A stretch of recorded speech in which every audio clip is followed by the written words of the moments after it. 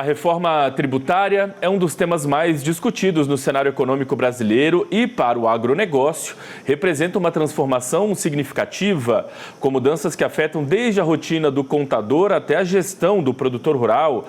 Entender o que está por vir, então, é fundamental para quem atua no setor. E, por isso, eu converso agora ao vivo com o coordenador do Núcleo Econômico da Confederação da Agricultura e Pecuária do Brasil, Eduardo Conchon.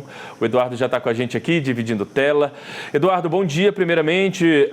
Obrigado pela participação aqui com a gente. Tudo bem com você? Olá, Felipe. Olá a todos que nos acompanham pelo Agronotícias.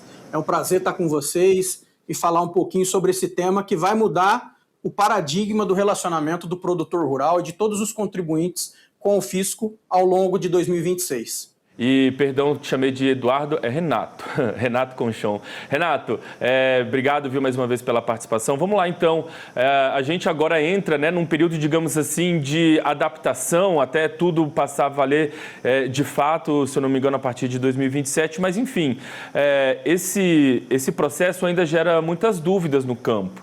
Então, para começar, eu queria que você trouxesse para a gente o que muda, de fato, de forma mais relevante para o produtor rural com essa nova estrutura de impostos.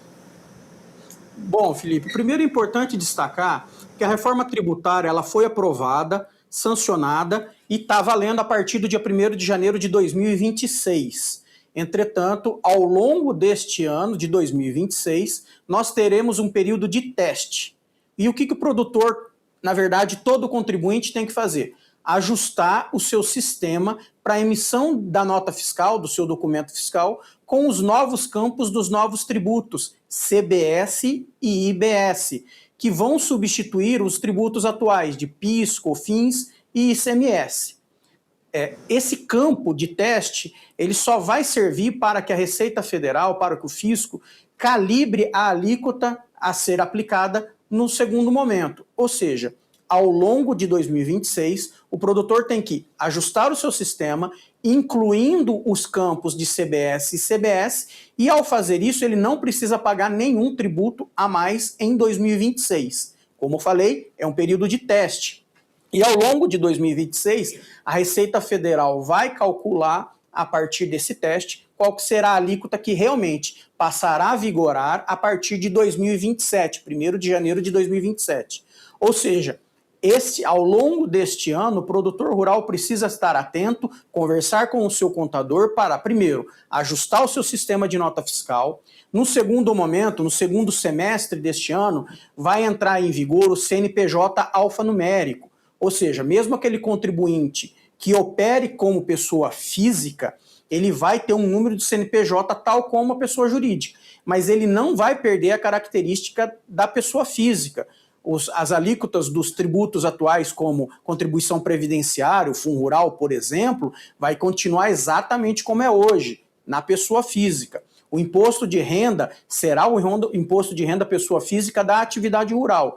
Ou seja, é uma mudança de paradigma, como eu falei, que ao longo de 2026 vai exigir uma mudança de mentalidade e uma preparação dos produtores rurais, tanto na emissão da nota fiscal, quanto na questão do CNPJ no segundo semestre. Ou seja, ele tem que iniciar essas discussões com o administrador, com o contador, com o seu economista, porque a transição começou em 2026 e ela vai se estender até 2033. É bom ele estar atento ao longo de todos esses anos.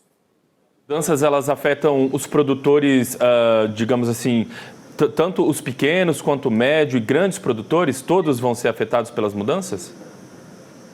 Boa pergunta, Felipe. A reforma tributária aprovada, sancionada, que está valendo, ela é importante destacar que ela traz que produtores rurais com faturamento anual de até 3,6 milhões, eles não são obrigados ao regime do novo modelo tributário da CBS e do IBS, mas eles têm a opção de aderir voluntariamente.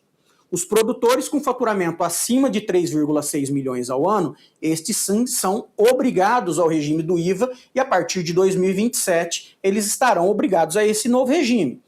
Então é importante o produtor fazer a avaliação se primeiro ele fatura até 3,6 milhões no ano, ao longo do ano, portanto se ele vai ser contribuinte ou não obrigatório, E ainda que ele não seja contribuinte obrigatório, como eu falei, existe a opção dele aderir voluntariamente, ele precisa saber qual que é a sua atividade. Por exemplo, um produtor de hortaliças, frutas e ovos, também flores, eles não terão alíquota de saída dos seus produtos. Ou seja, quando ele vender a sua hortaliça, a sua fruta, a sua flor, o seu ovo de galinha, ele não vai pagar imposto na saída desse produto.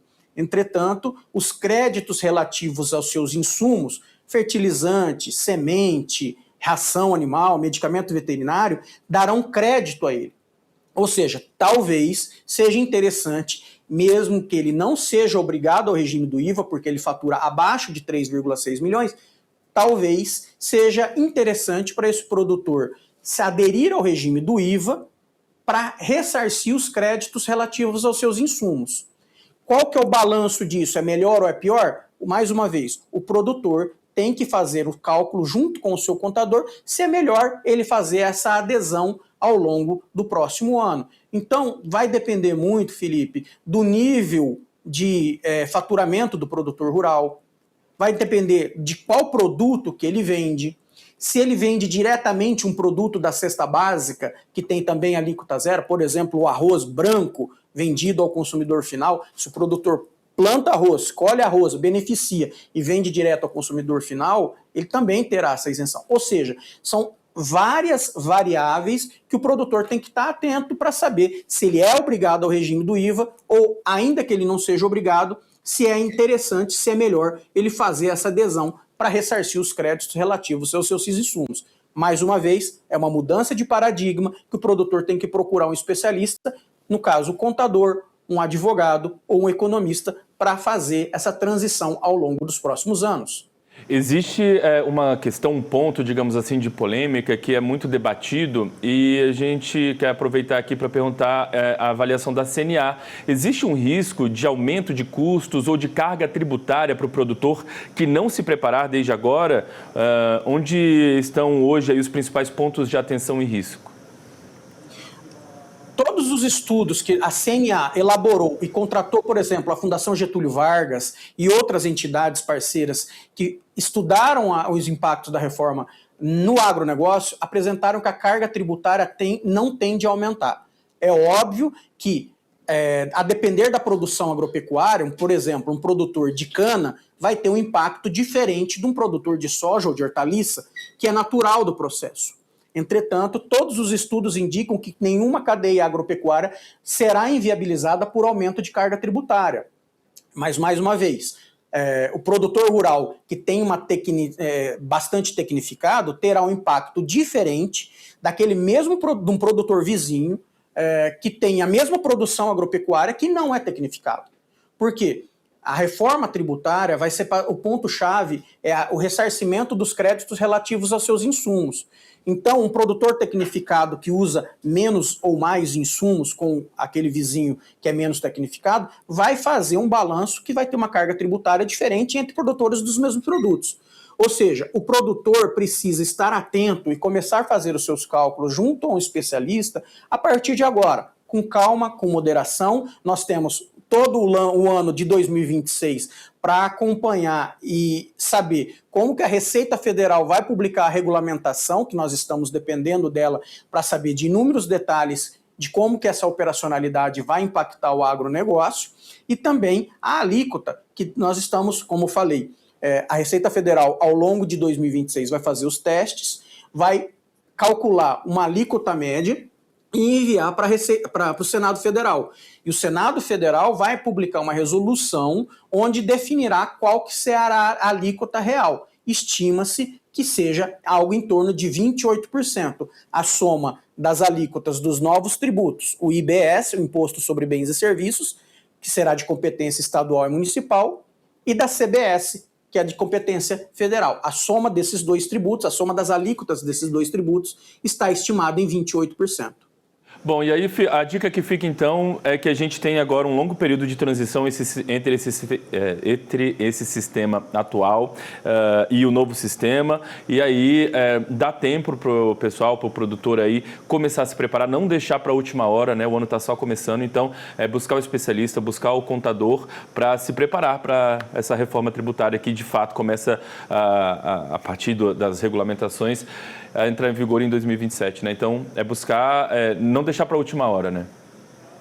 Exatamente. O nosso alerta é que ele busque um especialista e acompanhe os desdobramentos da regulamentação infralegal, de novas leis complementares que eventualmente sairão, para saber o impacto real na sua atividade. Lembrando que a CNA divulgou no seu site todos os estudos, todas as apresentações, vídeos e a calculadora que estima os impactos da reforma tributária para os produtores rurais, comparando ao sistema tributário atual, para saber se na reforma a carga tributária vai subir ou vai cair comparado ao que ele paga hoje do ponto de vista dos seus tributos. Ou seja, nós convidamos para que todos os produtores acompanhem lá no site da CNA, na página da internet da CNA Brasil, CNA Brasil /reforma tributária, e acompanhe e faça a sua simulação lá. Sempre que sair uma nova regulamentação ou uma lei, nós estaremos atualizando essas ferramentas e os produtores poderão acessar essa página